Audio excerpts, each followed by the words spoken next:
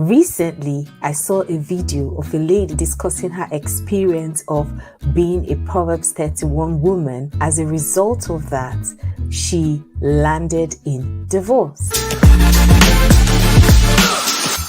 Hello there, you're welcome to another beautiful show. My name is Dr. Bibi Babs and I'm the founder of Wise Attraction, and our goal is to provide resources that would help people to marry well and to build a strong relationship within their marriages. I'll just give you a very tiny summary of the story.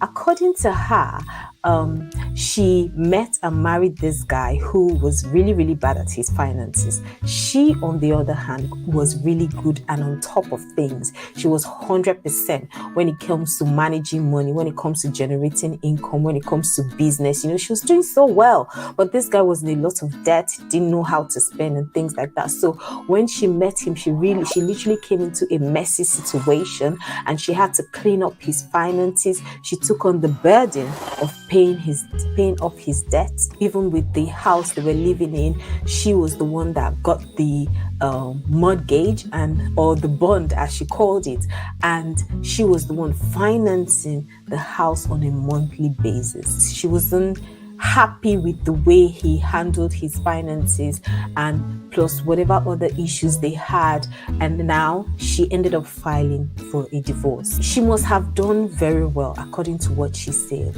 but I think there's an error in how she has construed a Proverbs 31 woman. Now, the Bible does not in any way say that the Proverbs 31 woman, the virtuous woman, the Bible doesn't tell us that she took financial responsibility for her home. No, rather it tells us that she was enterprising. She did things that generated money, but it doesn't say that she took responsibility for every expense within the home. Now, even if you read the same Bible, there's another scripture that tells us that a man that cannot provide for his home is worse than an infidel. Now, when you want to get married to someone, these are the things that you need to look out for. So for her, she knew that he had these issues with money. She knew he was in debt and she chose to marry him. She chose to take on that burden. It did not come from the Bible, and I think that's the biggest mistake she's making in this situation. And sometimes we make that mistake. Either we misinterpret the Bible or we understand it in a different way. And when we have a negative experience as a result of what we did when we thought we were following God or doing what God said we should do, when we get the true result of our actions, sometimes we end up blaming God. Sometimes we end up saying, no, this Bible principle is not working. Or we end up saying, oh no, the Bible needs to be adjusted or edited because my experience doesn't fall in line with what is being explained there. But it is a mistake.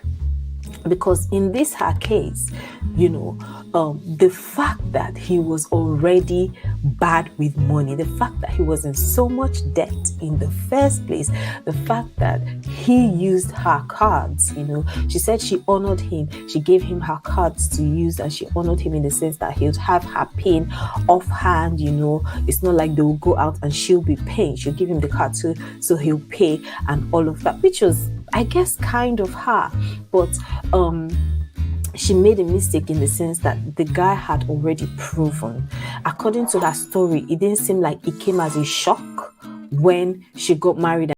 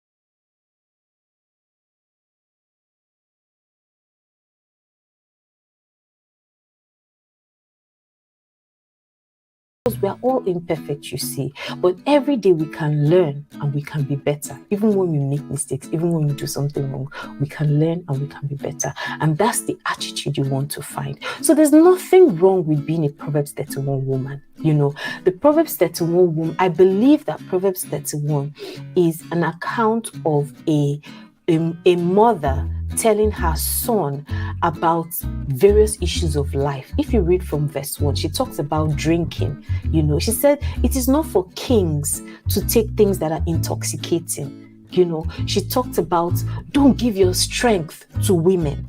And then she now narrows everything down to say this is the type of woman you should give yourself to, sort of.